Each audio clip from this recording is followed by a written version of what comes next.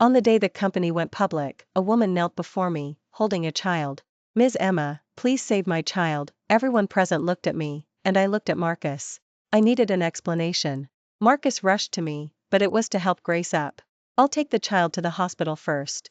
We had been married for 6 years, and he never pressured me to have children, spoiling me completely. Yet, the child he had on the side looked 3 or 4 years old. Grace held the child, and he put his arm around her shoulder, gradually walking away. I was left alone, awkwardly rooted to the spot. The IPO bell ringing descended into chaos. I stared fixedly at Marcus's back, and as he was about to step out of the hall door, I rushed toward him recklessly. "Marcus, stop. Explain to me clearly, what exactly is going on?" Marcus looked at me, his brows slightly furrowed, and sighed. "Ethan is sick, and his condition is critical. I'm taking him to the doctor first. Everything else can wait until I get back." He pulled my wrist down, but I held on tightly, refusing to let go. Gradually, tears welled up in my eyes. I couldn't understand why this man, who had adored me for 10 years, who had been my entire youth, the man who would cycle 20 kilometers to buy me breakfast when we were in school, even keeping it warm against his chest, could change so suddenly. Just this morning, everything was fine, at the Sterling IPO, he was joking casually and publicly expressing affection in front of the media. How could he just fall apart in the afternoon? "Let the driver take the child, you stay here." I insisted on an explanation and had no intention of letting him go. The child in Grace's arms suddenly started wailing. She fumbled, trying to console him, looking helplessly at Marcus. Marcus suddenly roared, "The child needs to go to the hospital. Stop being so difficult, all right?" With that, he waved his hand and pushed me to the ground. I was still clutching a champagne glass in my other hand, and I suddenly lost my balance. The shattered with me, and large shards of glass pierced into my palm. The areas gripping the broken glass immediately became a bloody mess, blood mixing with the wine, forming a vivid red puddle that was horrifying to see. He didn't spare me a glance, putting his arm around Grace and turning to leave. At the hospital emergency department, I sat in a chair in the waiting area, waiting for the doctor to treat my wounds.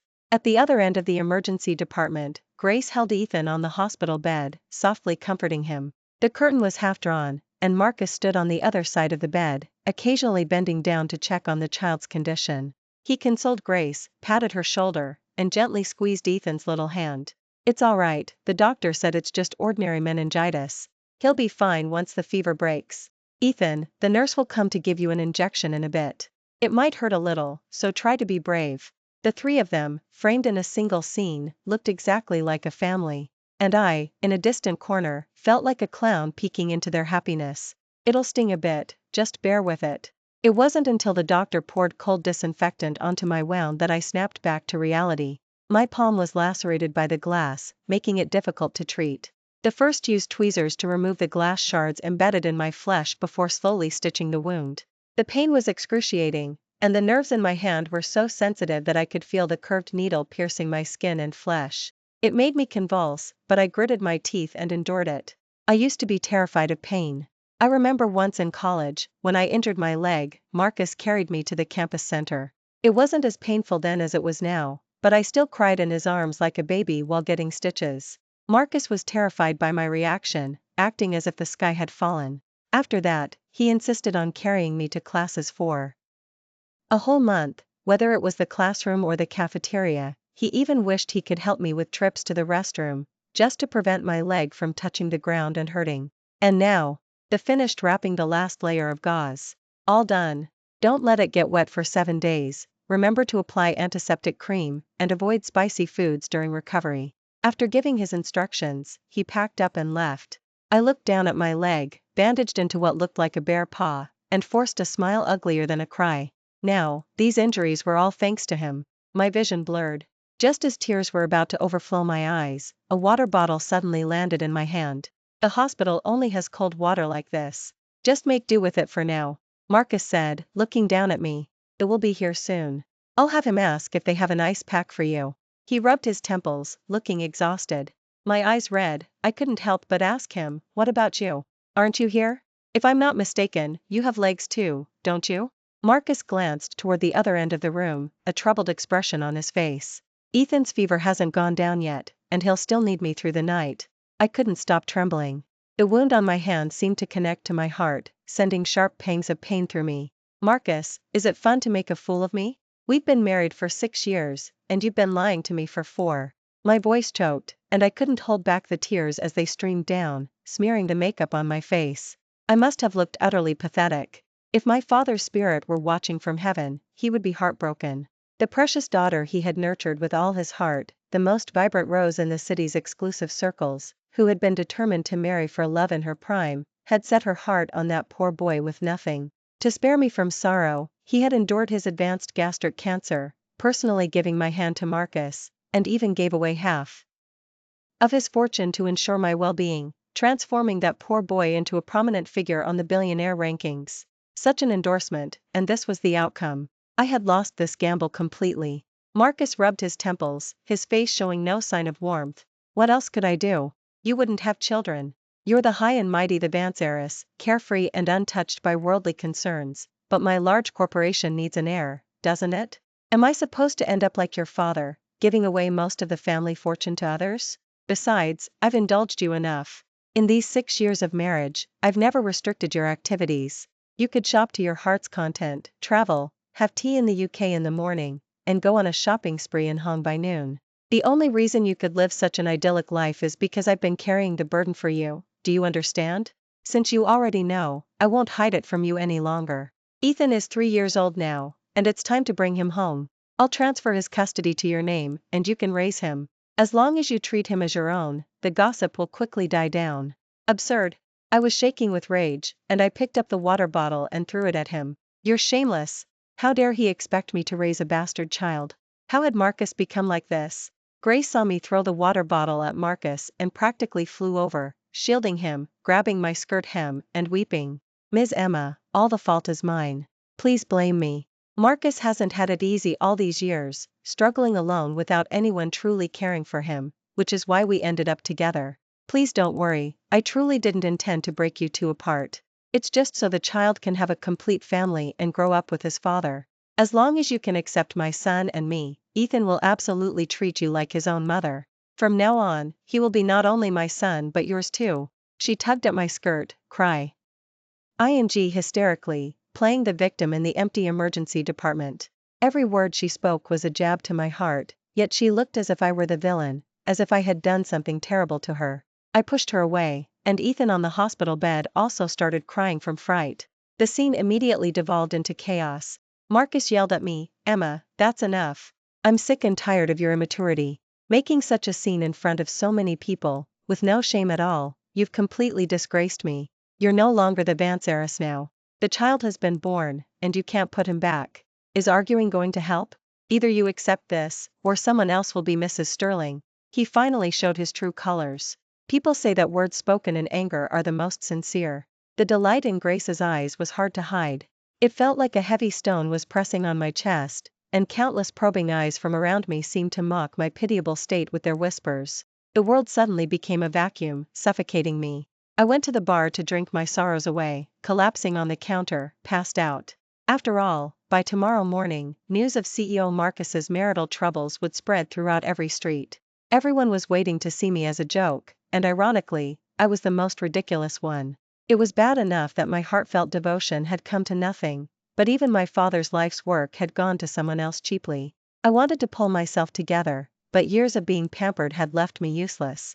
Before, I relied on my father, and after marriage, I relied wholeheartedly on Marcus. Now, my retribution had arrived. As I was drinking my unknown number of drinks, my wrist was gripped, and the drink glass in my hand was taken away. I turned to look and saw a man in an elegant suit, completely out of place in the chaotic bar. His eyes were cold, tinged with a hint of weariness, and his half-open collar exuded a devil-may-care aura. He looked familiar. But the alcohol affecting me, it took me a while to recognize him. Alex? Alex pressed his lips together. At least you haven't drunk yourself silly. Now it was my turn to be shocked. Weren't you overseas? When did you come back? It was truly shocking to see the neighborhood boy who used to take me getting into mischief appear before me, especially at such a critical moment. What's more, Alex himself was synonymous with being surprising. He used to be a notorious wild and undisciplined young man, spending his days in a life of pleasure and extravagance, not only indulging himself but taking me along for the ride. You could say that my irresponsible and reckless ways were all learned from him. But the key was that once he'd had his fun, he went abroad to inherit the family business, and even managed to make the overseas branch flourish, topping the billionaire rankings year after year, while I was left stuck and utterly useless. Looking at him now, the gap was clear. Alex exuded the aura of a successful young talent. Meanwhile, my marriage had failed, I had accomplished nothing, and I was about to join the ranks of discarded wives. Alex ignored my question, his gaze falling to my bandaged hand, a dark glint in his eyes. He did this? I silently nodded, confirming he knew everything. Alex paused, annoyed at my lack of fight. Idiot, letting yourself be bullied like this and only daring to hide away and drink, he said, rubbing the drink glass in his hand, then tilted his head back and drained it. His face barely concealed his fury as he slammed the drink glass onto the table with a bang. Does that bastard Marcus really think you have no one looking out for you? I was overseas, not dead. Seeing his unruly, protective demeanor, I had a momentary flashback to my childhood, when Alex always defended me whenever I was bullied. All those pent-up feelings of grievance, along with my childhood memories, came flooding out, overwhelming me. I cried inconsolably. That I completely unleashed my emotions. I cried so much that Alex's suit was soaked, like a raincoat. I didn't return to Marcus's home until early the next morning. Although my relationship with Marcus was broken, this time I wasn't going to be a coward. He was the one at fault in this marriage, and even if we broke up, I should confront him directly and fight for my rights. To my surprise, Marcus was already waiting for me in the living room. He was still wearing yesterday's clothes, which were wrinkled, and there were tired dark circles under his eyes. He paced restlessly in the living room. Only when he saw me did he stop, rushing over to confront me. Where were you? Why do you reek of alcohol? He frowned, sensing something amiss from the smell of alcohol, and his face instantly changed. He grabbed my arm and threw me onto the sofa. Where did you get that men's cologne from? Did you go looking for another man? I had been drunk for most of the night, and my head was already hazy. Being thrown like that made me feel nauseous and want to vomit. A dull discomfort pulsed in my lower abdomen, but I ignored it, meeting his disgusted expression with a cold laugh. You've got a bastard child, derogatory, what right do you have to question me? You can't possibly think that after yesterday, I'd still be devoted to you. Marcus's anger intensified, as if he meant to crush my arm. He gritted his teeth. That's still not a reason for you to go looking for other men. As long as you're in Marcus's estate for one more day, you are my wife and must uphold your duty as the lady of the house. Are you insane? I pushed him away, intending to go upstairs, but my indifference enraged him. Marcus strode over and dragged me directly up to the attic. His strength was so great it felt like he was crushing my bones. His voice, too, was full of fury. I thought after all this, you would have learned your lesson. Since you're still being immature, don't blame me. All the my body was dragged and scraped across the floor and steps. His brutal actions made my skin burn with pain, even drawing blood.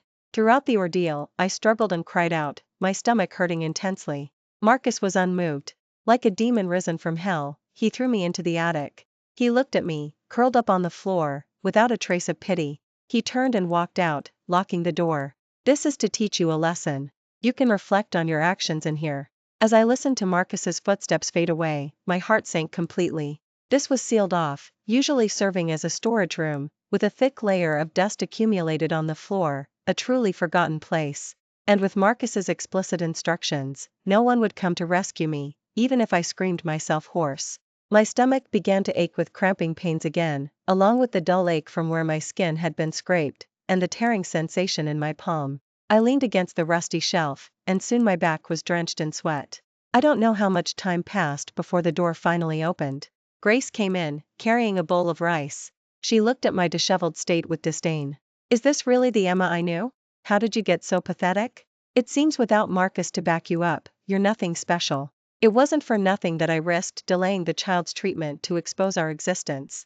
Once it's out, he doesn't need to pretend anymore. Actually, he never loved you at all. He was just playing along for the sake of money. Now that Sterling has gone public, your path is almost at an end. While there's still a hot meal, eat it quickly, she said, pitying me as she threw the meal in front of me. But it was a bowl of spoiled rice. Grace continued to sneer, and in that instant, blood rushed to my head. This was simply too much. Ignoring my pain, I stumbled to my feet, grabbed her collar, and with my other hand, seized the rice bowl and dumped it onto her. The scalding hot food fell onto her, making Grace shriek repeatedly, and shattered porcelain shards cut her hand. She looked at me with venom in her eyes and violently shoved me to the ground. My body slammed against the rusty shelf behind me with a loud crash, and the miscellaneous items stacked on it fell onto me, causing excruciating pain throughout my body, especially in my stomach. A dampness spread between my legs. I touched it, and it was all blood. I froze. Grace also froze, but her expression quickly morphed into complex malice. "Serves you right, Emma, serves you right, ha ha ha ha." She ran out and locked the door again. Just then, she ran into Marcus, who was ascending the stairs. Marcus had heard sounds from the attic and, unsure what was happening, had come up to check. Separated by a wall, my voice was shrill, and I hammered relentlessly on the door, a puddle of blood forming beneath me. "Marcus, let me out now. I'm bleeding, there's so much blood down there." Marcus's brows furrowed into a knot as he looked at Grace. What happened? The panic in Grace's eyes flickered and vanished, replaced by shamelessness as she extended her arm to Marcus, revealing the cuts from the broken porcelain and the mess on her clothes. I was bringing Ms. Emma her meal, but she didn't just refuse to eat it, she poured the hot soup and rice all over me. And my arm was cut by the broken porcelain. The blood she's talking about must be this. Her look of utter grievance extinguished any pity Marcus might have had, replaced instead by a helpless exasperation. He rubbed his temples, no longer paying attention to my wails from the attic, and sighed at Grace. "You've been through a lot. Emma is too stubborn and needs more discipline." After he said that, I heard his footsteps fade away. The blood beneath me had already spread out of the door. Marcus went downstairs, then plunged into the study. He didn't know how much time had passed before he was disturbed by a clamor and snapped back to reality. "Key fro." Ned as he left the study, only to see a familiar man, ignoring the housekeeper's attempts to stop him, stride boldly inside. His eyes were cold and his presence imposing. Before could even recognize him, he was met with a punch to the face.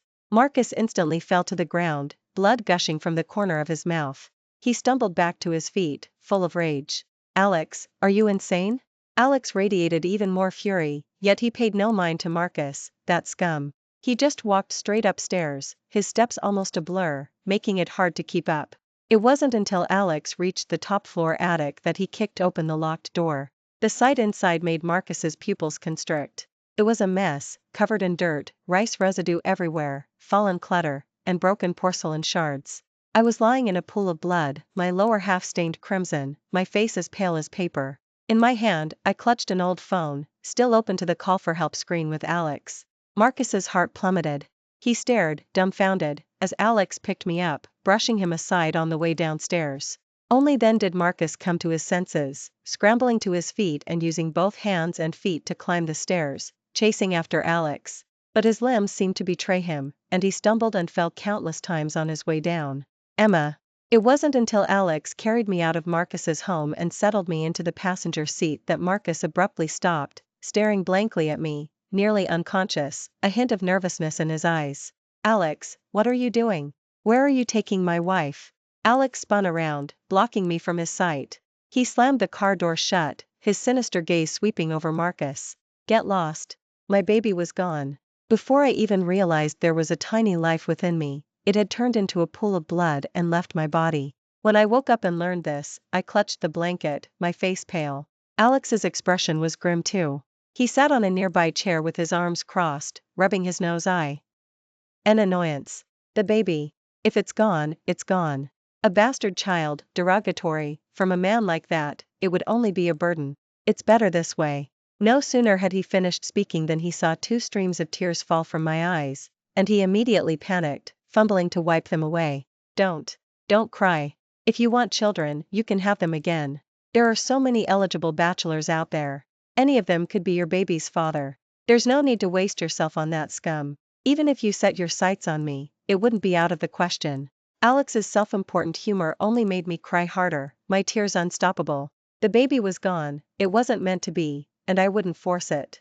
I only hated myself for being so blind, for throwing everything away for so-called love, even destroying my father's life's work, resulting in such bitter consequences. His spirit in heaven would surely scold me for being a disappointment.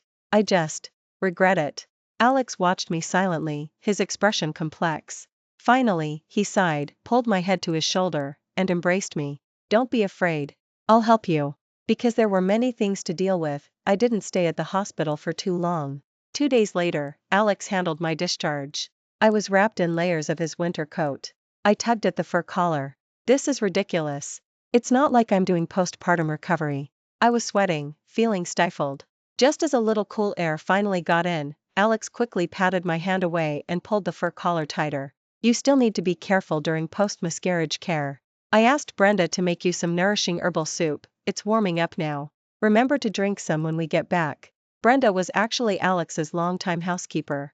I was planning to move out of Marcus's estate and completely sever ties with Marcus, so Alex lent Brenda to me. I nodded, following behind him, and unexpectedly, as soon as we entered the elevator, we ran into Marcus. Marcus's charcoal gray suit was half open, and he held a bouquet of lilies. He seemed to be on his way out, but when he saw me, he paused and pressed the first floor elevator button. In the confined space, he awkwardly extended the lilies. Emma, I'm here to take you home. The ring on his ring finger gleamed, making my eyes sting. I didn't move, only looked up at him. What is the meaning of this? He couldn't possibly think that if he pretended nothing happened, I would just forget everything, could he? Marcus awkwardly clutched the bouquet, his eyes cast down slightly. I'm sorry. I was careless, it was my fault. I was furious at the time and didn't notice you weren't well. I'm very sad about the baby too. But we can still have children in the future. Will you give me another chance? As he spoke, he put on a vulnerable act, but his hand unfaithfully rested on my arm. We can also discuss Ethan's situation. My hackles immediately rose, and my stomach churned. I instinctively slapped his hand away. Get lost. There's no chance. I turned and leaned against the elevator door, desperately pressing the floor button twice more. Marcus was momentarily stunned, seemingly not expecting me to reject him. Emma. Just as his hand reached out again, Alex couldn't take it anymore. His face darkened as he slapped Marcus's hand away and forcefully pinned him against the elevator wall, looking fierce. Emma your head? Is Emma a name you're allowed to use? Emma is already planning to divorce you, so keep your hands to yourself. Marcus's pristine suit was crumpled, and half of his profile was pressed against the elevator wall, leaving a red mark. After hearing Alex's words, he stopped struggling and stared at me blankly. Divorce? Just then, the elevator doors opened, and I walked straight out. I turned my head to look at his pathetic state. He's right. I'll send you the divorce papers. From now on, we'll have nothing to do with each other. After sending the divorce papers to Marcus, as expected, he didn't agree. Fortunately, I had already prepared, having the media spread news of Marcus's marital troubles. #CEO Marcus's affair, Mrs. Sterling files for divorce, seeks of assets. What's next for Sterling? In addition, I collaborated with Alex to frantically dump Sterling stock, causing its share price to collapse. News that Sterling was headed for decline spread like wildfire. In the end, Marcus couldn't withstand the pressure and signed the divorce papers. After leaving the courthouse, he followed behind me, his eyes filled with sorrow. I didn't know if he was grieving his ruined reputation due to the affair, or if he was pained by having to give me half of his fortune. As we walked down dozens of steps, he instinctively pulled out a cigarette, but seeing me, he quietly lowered his hand. I almost forgot, you can't stand the smell of smoke. Marcus was a heavy smoker, especially when stressed, he could chain smoke. But because I couldn't stand the smell, he had never smoked in front of me all these years we'd been together. I scoffed, at this point, just stop pretending. Marcus suddenly gripped the cigarette in his hand, idly tapping it against his side. He looked at me with hopeful eyes. Emma, if I handle things with Grace and Ethan, can you give me another chance? No. I didn't hesitate. Marcus, stop acting like you can't live without me. It's disgusting. I held up the divorce papers in my hand. If you truly loved me, you wouldn't have only given me these low-quality assets, which, though seemingly fair, are actually in profitable downstream industries. And Holdings and Ascend, which are truly profitable, you either held on to tightly or had already falsified accounts to transfer assets, making them untouchable for me. Marcus, your love is so hypocritical. Marcus instinctively flinched when I called him out. He quickly explained, Ascend suffered investment losses overseas, its entire capital chain broke, and it's practically on the verge of bankruptcy, a real hot potato. And Holdings is also facing a major reshuffle due to the transition to new and old energy. Currently, those executives are just drawing salaries without doing anything, each one more slippery than the last. I'm going to clear them all out. The situations at both these branches are too complex. I was afraid you wouldn't be able to handle them. I just scoffed. So many excuses. Are you trying to fool me? Is this how you show you want me to give you a chance? Marcus opened his mouth, wanting to say more, but Alex's car had already pulled up to the curb. Marcus could only watch regretfully as I got in. Once in the car, I played the recording. Marcus's voice clearly filled the interior. Ascend's capital chain broke. On the verge of bankruptcy. Eastmont is also facing a major reshuffle due to new and old energy transition. Those executives, each one more slippery than the last, I'm going to clear them all out. The more I listened, the deeper the smile on my lips became. Finally, I directly copied the recording to Alex, my eyes crinkling with amusement. Ascend's accounts are definitely problematic. CEO Alex, would you mind investigating for me? If you can't find anything, just release this recording. He said they were going bankrupt, right? Let's give him a little push and see if he can handle it. Since dared to deceive me, he deserved to pay the price. Even now, he still thought I was a fool. Alex was infected by the smile on my face and his lips curved into a grin. Consider it done. After parting ways with Alex, I didn't waste any time. I used the latter part of the recording to discreetly arrange meetings with Eastmont executives. Marcus was right, those high-ranking Eastmont executives, having been in their positions for so long, were indeed slippery. But these were seasoned veterans who genuinely held shares, and their influence was deeply entrenched, making them difficult to remove. Once my recording was released, these individuals developed animosity towards Marcus. Combined with my well-executed appeasement strategy, they defected, bringing their resources and shares to Vance. Within just a few days, Eastmont was deserted. On the other side, Ascend also imploded, reported for alleged money laundering and overseas asset transfers by its executives. As the group's chairman, Marcus was implicated as the alleged mastermind behind the scheme and couldn't escape responsibility. He was detained for investigation. The entire Sterling was teetering on the brink. My side, however, was flourishing. Leveraging the resources brought by the Eastmont executives and combining them with my existing industries, I formed a complete supply chain. Moreover, investors, no longer confident in Sterling, shifted their capital to my companies. I was riding a wave of success. To consolidate my father's life's work, I poured all my energy into the business, diligently handling company affairs, humbly consulting my father's former subordinates, and often forgetting to eat for days when busy. Fortunately, Alex remembered. Time to eat. He placed the lunchbox on my desk. Before I could even snap out of my stack of documents, he swept them aside, some even falling to the floor. I watched the documents with a pang of regret, about to protest, when Alex swung a long leg and sat directly on my office desk, gently tapping my forehead with the back of his hand, reminding me again, time to eat. He looked somewhat helpless. I brought my company to the top of the rankings, but I never worked as hard as you. You're completely working yourself to death. I smiled. What else could I do? These new executives aren't pushovers. I need to show them some CEO Emma capabilities, or I won't be able to keep them in line. What's more, Marcus's detention and investigation have ended, and he's lurking, watching. I have to stand firm and show them that Emma is no pushover. Alex nodded. ALRI. GHT, alright, you're the toughest. Just eat your meal first. He suddenly leaned towards me, holding the spoon as if to feed me. I was utterly bewildered, repeatedly backing away until I was almost pressed against the glass wall behind me. I looked at him suspiciously. What are you doing? It's not like I don't have hands. Alex, however, stopped my retreating office chair, brought the spoon to my lips, and narrowed his eyes. If you eat your meal nicely, I'll tell you some good news. Come on, open your mouth. My arm is getting tired. What kind of strange good news was this? I opened my mouth and accepted the spoon. Alex's eyes curved even more. He looked up, his gaze directed somewhere through the floor-to-ceiling window. On the side of the road, Marcus had been leaning against his car, waiting for a very long time. In his hand, he held an asset transfer agreement, occasionally glancing towards the window.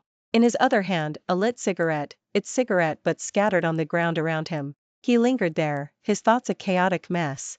It wasn't until he inadvertently looked up, his gaze meeting Alex's challenging stare through the glass, that Marcus froze.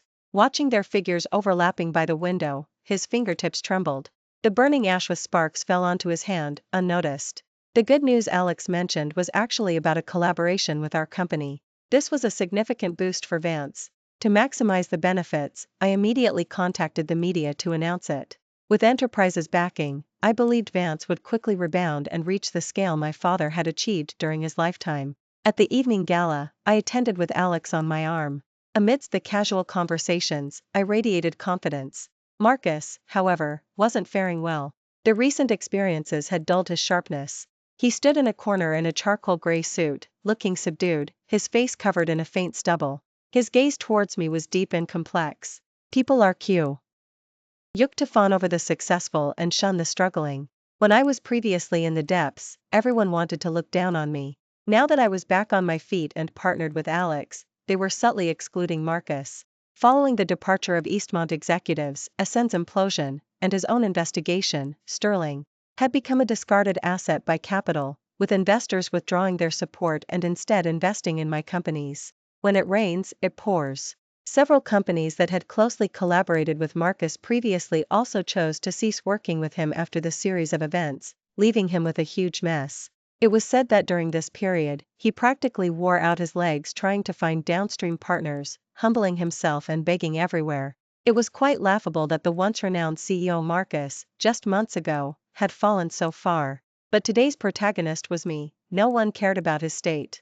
The people around me showered Alex and me with compliments, hoping to gain some favor from me. CEO Emma and CEO Alex are truly a perfect match, like a divine couple. I heard you two were childhood sweethearts. Seeing you today, you truly are a perfect match. Some insiders even half-jokingly quipped, not just that, the Vance and Hayes families had planned an alliance through marriage back then, but CEO Emma.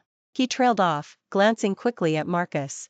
If you ask me, marriage really needs to be between people from compatible backgrounds, at the very least, you know their roots, so you don't waste so many years only to be taken advantage of by some deceitful opportunist.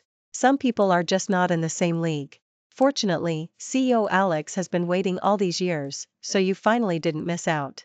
Marcus was already seething, and this was the last straw. His face dark, he strode over and punched the man to the ground. What the hell are you talking about? Emma is my wife. To hell with childhood sweethearts. His eyes bloods hot, he completely disregarded the fact that the man was a person of some standing, pummeling him over and over again.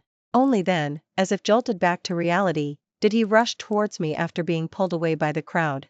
He grabbed my hand, his voice pleading, his bravado completely gone. Wife, I was wrong, I was truly wrong. My feelings for you have never changed. The child was just an accident, I didn't want it. I was drunk and mistook her for you at the time. Please, give me a chance to make it right, okay? If you don't want the child, I'll give them up. As long as you can forgive me, I'll give up anything. Wife. He was indeed panicked. In front of so many people, he actually knelt down, pleading with tears streaming down his face. He was like a dog. I curled my lips and shook him off. Pointing to a secluded corner of the banquet hall, I said, your wife is over there. Grace was cowering in front of me. She must have snuck in, looking timid and utterly devoid of the arrogance she'd shown when bullying me before. Before I could even speak, she knelt down stiffly. Ms. Emma, I was wrong. I truly didn't expect things to turn out like this. I was just so worried something would go wrong with Ethan's illness that I revealed his true parentage. Marcus was right too, he's always loved you. I manipulated things after he got drunk, which is why I got pregnant with Ethan. His heart is completely yours. Please, can you forgive him? Otherwise, Marcus will truly go crazy and abandon us, mother and child. It doesn't matter to me, but Ethan can't be without a father. She was crying profusely, her appearance more desperate than on the day Sterling went public. But no one was there to appreciate her performance today. I pulled my skirt hem from her hand and said coldly, what does that have to do with me? When you were destroying someone else's family, why didn't you think about a child not having a father? When you locked me in the attic, why didn't you think about apologizing to me? When I was vulnerable, you would have trampled me to death. Now the tables had turned, and you started playing innocent again. All that flowery talk, wasn't it just because you were afraid Marcus would abandon you and your child for me, regardless of the consequences? The wealth and glory within your grasp were about to fly away. Honestly, if he could truly be that ruthless, I might even be able to bury the hatchet with him. My voice rose at the end, reaching Grace's ears. Her eyes suddenly widened, a flash of malice crossing them. Emma, are you toying with me? Grace completely lost it. Banking on no one being around, she finally revealed her true, sinister face. She shoved me hard. Bitch, what are you so proud of? You're just arrogant because you have a rich daddy. A fool like you deserves to be cheated on. Losing your child is what you deserve. So what if I hate you? How can you have everything and still try to steal Marcus from me? Do you know how many years I've waited for him? Why should he marry you? What makes you think you're better than me? If he truly loved you, why would he sleep with me? You're so stupid, you deserve to be cheated on. I only regret not finishing you and that bastard child off in the attic. Grace pressed closer, her eyes filled with jealousy and hatred, absolutely deranged. Psycho. I didn't want to deal with her anymore.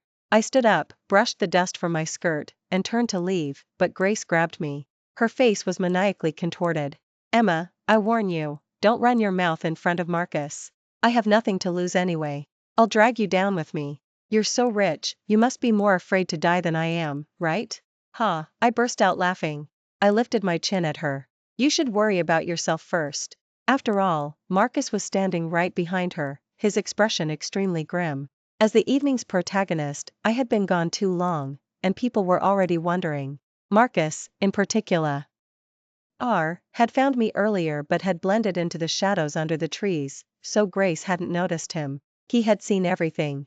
Not just him, a few onlookers were also nearby, a subtle smile playing on their lips. Oh, they got some juicy gossip. Ex-girlfriend and current wife tearing each other apart, what a show. This pure one turned out to be a psychotic villainess who made Emma lose her child. Looks like Marcus has no idea. TSK, this is going to be good.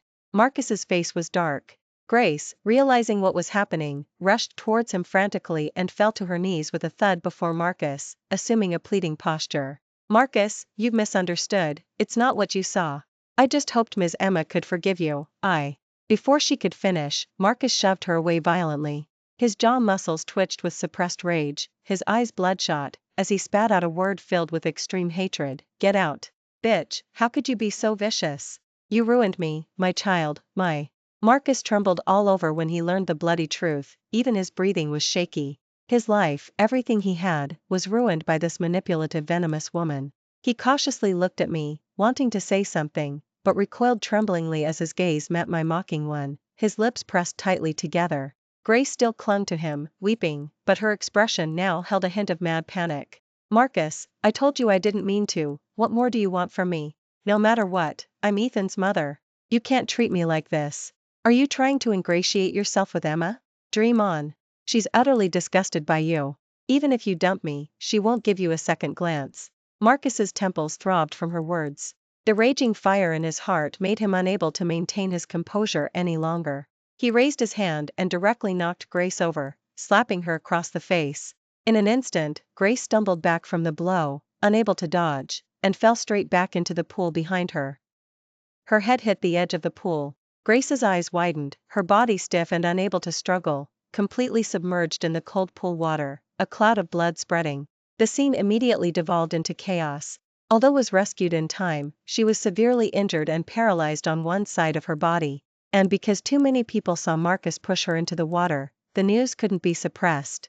By the next day, news of CEO Marcus's domestic violence had spread like wildfire, with video evidence, leaving him no room to argue. Sterling's stock price continued to plummet due to the scandal, almost reaching its issue price. To quell public opinion, Marcus could only use marriage as a bargaining chip, marrying Grace and begging for her forgiveness. When they got married, I had just finished closing a major business deal abroad. As I stepped out, I saw their wedding footage broadcast on a large public screen on the street. Marcus, dressed in stark white wedding attire, pushed Grace in her wheelchair. One side of her body, disfigured by injury, looked grotesque, her face utterly devoid of expression. Behind them followed a flower child with a dazed expression. Guided by the officiant, they walked down the wedding aisle, symbolizing happiness and prosperity, yet it looked more like they were walking hand in hand into the grave of marriage. TSK, still watching? A dark figure blocked my view, and Alex's face gradually filled my vision. A smile played on his lips. Still so hung up on it? Stop teasing. I pushed him away.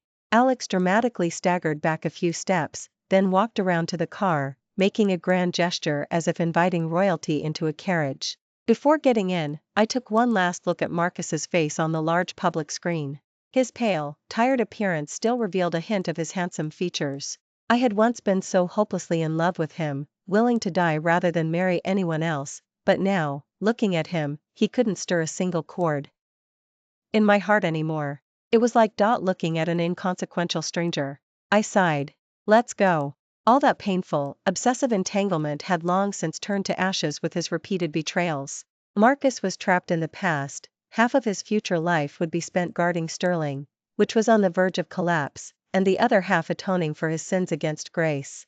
But I had moved on, ready to embrace the sunshine and welcome my new beginning. Epilogue. Years later, Marcus learned the news of Emma's marriage. He had been drinking with a business partner at a business dinner until midnight, trying to secure an order. His stomach burned with pain. Afterward, he rushed straight to the restroom, leaning over the toilet, vomiting incessantly, bloody saliva dripping from his mouth. His throat was filled with the metallic, rusty taste of blood. In a daze, he overheard a casual conversation from outside.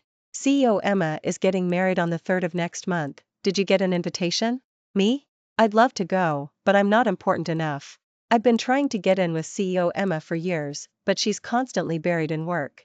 How could a nobody like me possibly reach her? Exactly. No one expected her to achieve such success. In just 3 short years, she's built Vance into this formidable enterprise. If I had known, I should have shamelessly clung to her for benefits. Sigh, the one who should regret it most is that guy from 209, right? He passed on a gem for a fake, made such a fool of himself. Now corporation is almost finished. He can't repay the huge loans, and every day he's drinking and fawning over small-time bosses for deals worth a few $100,000, living worse than a dog. And I heard his wife is demented too, no idea why. Anyway, I think Sterling is done for. Bankruptcy is just minutes away. Inside the restroom stall, Marcus lowered his gaze and flushed the toilet. He opened the door and walked out to the sink, his face cold, to the surprise of the 2 men. However, his unsteady, wavering steps betrayed his feigned composure. The 2 exchanged a mocking glance and walked out. The moment the door closed, Marcus completely gave out, collapsing onto the floor. Waves of agonizing stomach pain threatened to consume him. It hurt so much. So much. It was already the middle of the night when he got home. Marcus turned on the light. Grace was sitting in her wheelchair, staring at him. Since their financial strains forced them to sell the mansion, Marcus's estate had moved to this cramped 3-bedroom apartment. The house was cluttered with various odds and ends, and Grace's wheelchair blocked his path in the center of the room. Her eyes were dark and furious, her damp, resentful gaze slithering over Marcus like a snake's tongue. Where have you been? Why are you back so late again? Are you messing around with some other woman behind my back? Marcus was utterly exhausted and didn't want to answer. He simply placed the newly bought adult diapers on the cabinet. But, as if provoked, maneuvered her wheelchair with one side of her body and lunged at him, grabbing and tearing at him recklessly. I knew you couldn't stay faithful. You reek of alcohol. Tell me, who's the slut this time? Marcus, you're shameless. Her sharp nails scratched his face, leaving several grotesque bloody scratches. Fortunately, the housekeeper appeared in time and pulled her away, giving Marcus a moment to breathe. Ethan is already asleep, Mr. Marcus. He was very well behaved today, didn't cry at all. You should go wash up. I'll take care of Mrs. Grace here. Before she could finish, Marcus rushed into the restroom and vomited a mouthful of blood into the toilet. The spasms in his stomach reminded him that his health was precarious. Marcus leaned against the restroom wall, looking at the report from the hospital that stated advanced gastric cancer. He pulled at the corner of his lips in a stiff, mirthless smile. It wasn't surprising at all. Outside, Grace's curses still filled the air, but he was numb to them. As he was about to leave, he saw a news notification, Emma, dressed in wedding attire. His fingertips paused, and he felt as if he had suddenly gone back 10 years, to when he had just married Emma. Back then, he was high-spirited, had married a proud and noble wife, and had taken over his father-in-law's business. His future seemed limitless. But now? What about now? A demented wife, a mentally slow son, a precarious company, and his own sickly self. Marcus laughed derisively, covering his face with the back of his hand. As he held it there, 2 lines of clear tears streamed down his face. Only then did he realize he had ruined everything.